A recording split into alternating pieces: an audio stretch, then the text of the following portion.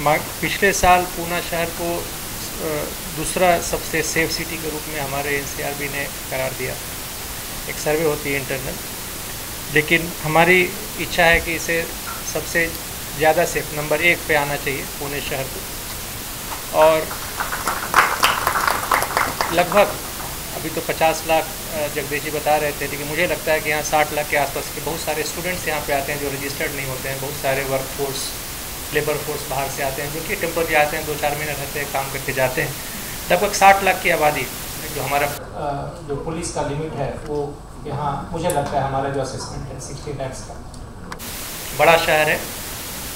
हमारे तरफ से एक चैलेंज होता है कि जो हमारे स्ट्रेंथ है पुलिस की वो पिछले 50 साल पहले के 1967 यार्डस्टिक से धीरे धीरे बढ़ती है पोल्यूशन के साथ, लेकिन अभी कंप्लीट रिस्ट्रक्चरिंग हुई नहीं है, जो कि पिछले 2 महीने पहले BPRND bureau of police research and development के अनुसार पूरे महाराष्ट्र राज्य के लिए असेसमेंट किया गया और 26,000 संख्या आज के दिन हमारे पास 2,15,000 के आसपास पुलिस फोर्स पूरे स्टेट के अंदर और 9,500 पूना सिटी के अंदर है, 50,000 मुंबई सिटी के अंदर है और अभी 26,000 और मैन पावर बढ़ाना चाहिए जो yardstick government of India ministry of home affairs ने बनाया है। और पिछले असेंबली सेशन के अंदर में हमारे डिप्टी सीएम और गृहमंत्री जी ने ये बात बताया भी ताकि अगले कुछ महीनों में उसमें भर्ती की शुरुआत होगी और वो होने के बाद सभी सिटीज़ को उसके आधार पे मैन पावर बढ़ाया जाएगा हर फील्ड में, क्राइम डिटेक्शन के लिए,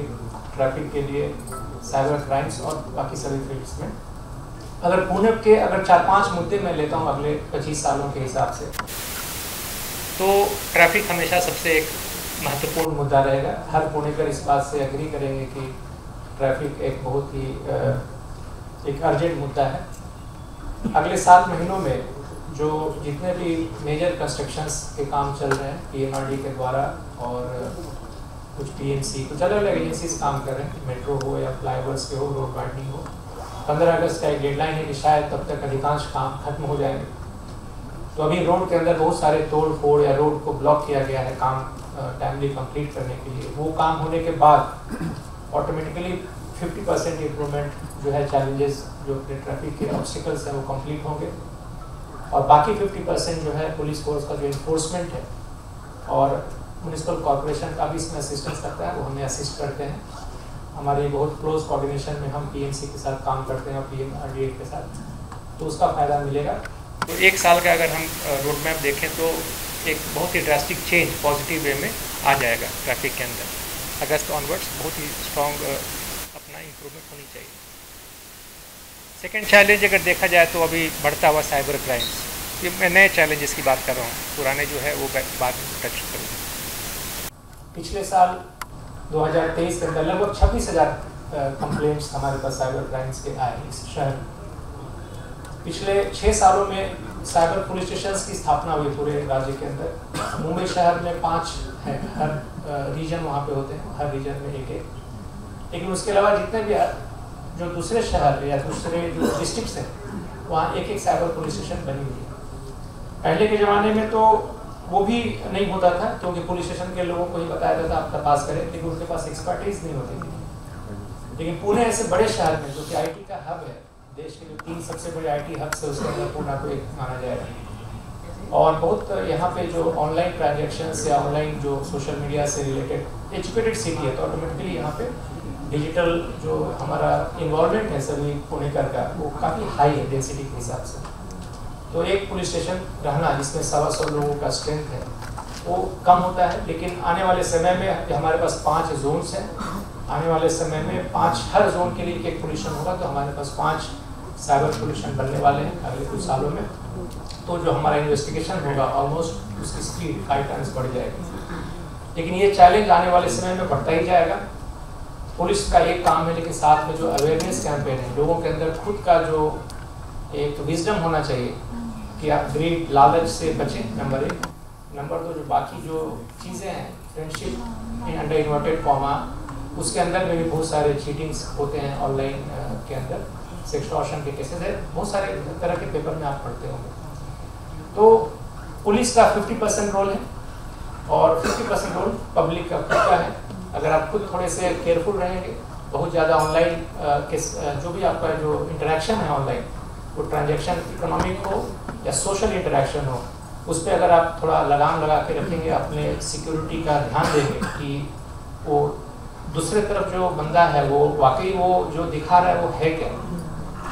आपको बहुत सारे ऑनलाइन मैरिजेज या सो कॉल्ड लिविंग रिलेशन में बाद में जो देखा है कि एक पर्टिकुलर फोटोग्राफ को रखते हैं जो कि जब सामने आता है आदमी या और तो बहुत दूसरे तरह से होता है। ये सारी चीज़ें अब डिटेल में नहीं जाना चाहूँगा, लेकिन 50% इन्फोर्समेंट हमारा है इन्वेस्टिगेशन, 50% पब्लिक का अवेयरनेस और उनका खुद का जो संभलना है वो होना चाहिए। तीसरा जो यहाँ पे वुमेन सेफ्टी की बात है, एक चैलेंज है, क्योंकि पुणे के अंदर जैसा मैंने पहले भी बताया इतना बड़ा पैमाने पे IT हब्स हैं, 24/7 हैं, कॉल सेंटर्स हैं जो काम करते हैं।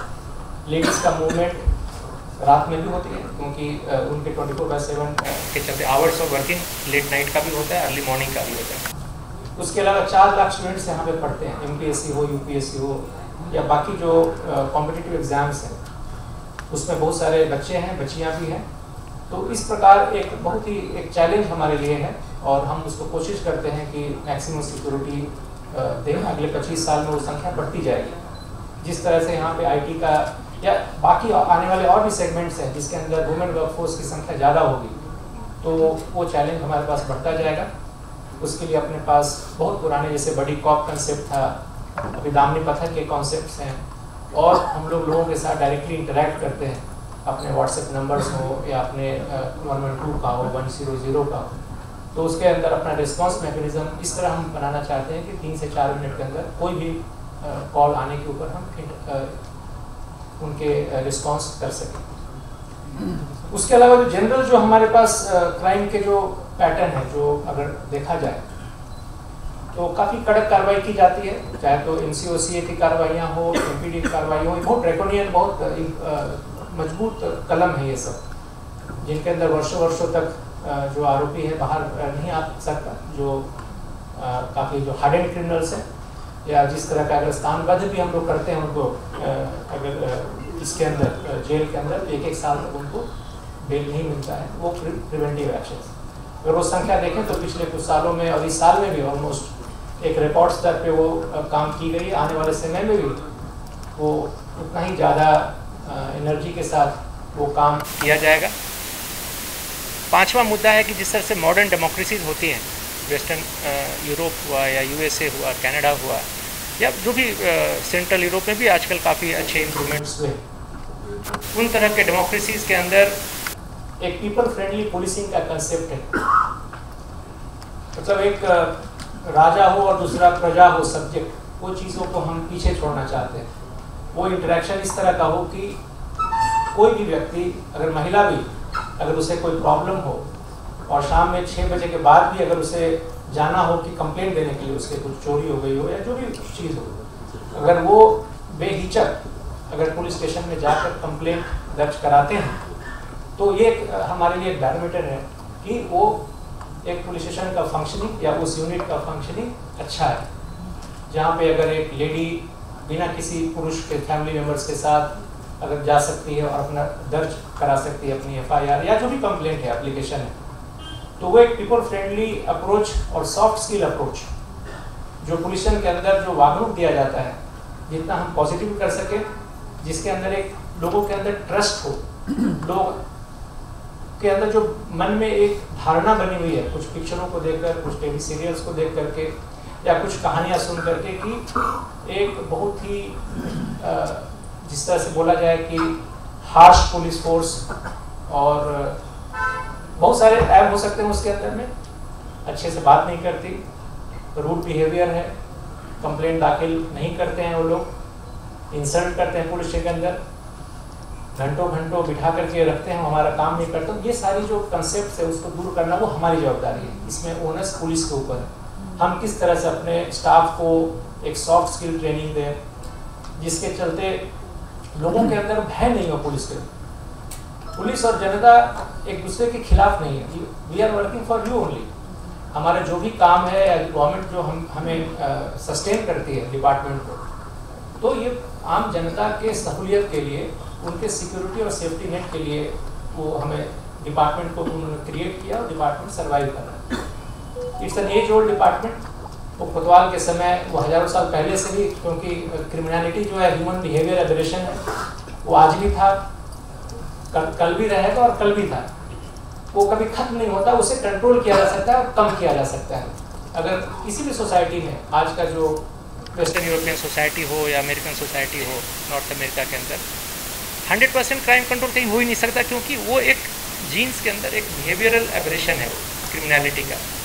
लेकिन हाँ, उसको किस तरह से हम बांध कर रखें, कंट्रोल करके रखें और उसको किस तरह से घटाएं, जिससे कि आम जनता सरेआम घूम सकती है रोड के ऊपर। 2 बजे भी अगर उनको कहीं ट्रैवल करना हो तो मन में वो भय न हो कि हम सेफली घर पहुंच पाएंगे कि नहीं, रास्ते में कोई रॉबरी तो नहीं हो जाएगी या कोई हमारे ऊपर कोई अटैक तो नहीं करेगा। इस तरह के सोसाइटी की तरफ हम बढ़ते हैं और अगले 25 या 50 सालों तक भी वो चैलेंज हमेशा रहेगा। और उसमें पुलिस का रिस्पांस मैकेनिज्म जो है वो इम्पॉर्टेंट रहता है। उसके अंदर पब्लिक तो ऑलरेडी हमें सपोर्ट करती है। एक बहुत अच्छा एक विजन प्लान जो इन्होंने लाया है, तो हम अप्रिशिएट करते हैं जगदीश जी को और बाकी सभी डिपार्टमेंट के लोग जो यहाँ पे आते हैं। और एक लास्ट का जो मुद्दा रहता है कि समाज के अंदर में अलग अलग फील्ड्स हैं, लेकिन एक चीज़ और भी है कि जब तक लॉ एंड ऑर्डर अगर मेंटेन नहीं रहेगा तो कोई भी सिटी का ग्रोथ हो ही नहीं सकता। उन्हीं सिटी का अच्छा ग्रोथ हुआ है जहाँ पे लॉ एंड ऑर्डर मेंटेन होता है, कोई मथाड़ी का खतरा ना हो, कोई बाकी जो ब्लैकमेलर्स का खतरा नहीं हो, कोई एक्सटॉर्शनिस्ट का खतरा नहीं हो, नहीं तो कभी भी वो बिजनेस का इन्वायरमेंट ही नहीं बनेगा। महाराष्ट्र के अंदर वो इतिहास रहा है कि महाराष्ट्र सबसे ज़्यादा प्रोग्रेस इसलिए किया कि यहाँ पे उस ज़माने में, मैं भी 50-60 साल पहले की बात कर रहा हूँ, उस समय भी अगर कंपैरेटिव वे में देखा जाए तो महाराष्ट्र नंबर 1 था लॉ एंड ऑर्डर में भी। और यही वजह था कि सबसे ज़्यादा जो फाइनेंशियल इकोनॉमिक इन्वेस्टमेंट्स फॉरेन से भी आए और देश के अंदर में भी इंडस्ट्रीज हो गया है, कि बॉम्बे हो, पूना हो या औरंगाबाद में इन्वेस्टमेंट हुए, थाने, नवी मुंबई, जो जो जगहों पे इन्वेस्टमेंट हुए, नागपुर, तो यहाँ पे एक उनको सेफ्टी नेट मिलती थी, एक कॉन्फिडेंस था कि यहाँ का जो प्रशासन है वो हमारे को एक पीसफुल इन्वायरमेंट देगा जिसके अंदर हम बिजनेस अच्छे ढंग से कर सकते हैं, जिसके अंदर हम अच्छे ढंग से रह भी सकते हैं, हमारे बच्चे भी अच्छे ढंग से पढ़ाई करके सेफ फील कर सकते हैं, यहाँ पर कोई किडनैपिंग का खतरा नहीं है, कोई वायलेंस का खतरा नहीं। तो एक लॉ एंड ऑर्डर का भी एवेन्यू के हिसाब से अगर देखा जाए तो महाराष्ट्र सबसे अग्रणी राज्य रहा है अगर आप कंपैरेटिव चार्ट में देखेंगे। और अगले 25-30 साल भी अगर हमें विजन प्लान बनाना है, 50 साल का विजन प्लान बनाना है, तो लॉ एंड ऑर्डर मैकेनिज्म को हमें और भी ऑलरेडी बहुत अच्छा है, लेकिन इसको सस्टेन करना पड़ेगा। इसके अंदर पूरी की पूरी जवाबदारी हमारे फोर्स की रहेगी कि किस तरह से अपने आप को हम ढालते जाएं, क्योंकि क्रिमिनलिटी का जो ऑर्गेनिक इवोल्यूशन अलग ढंग से होता रहता है, हर 10 साल पे बदलती रहती है। उसी तरह से हमारा भी रेस्पॉन्स मैकेनिज्म बदलते रहना चाहिए और हम समय के साथ कदम से कदम मिला करके समाज को सुरक्षित रखेंगे, ऐसा हम लोग वादा करते हैं। उस तरह का विजन प्लान बना के हम रहते हैं। तो धन्यवाद फिर जगदीश जी, आपने बहुत अच्छा विजन प्लान बनाया और जय हिंद, जय महाराष्ट्र।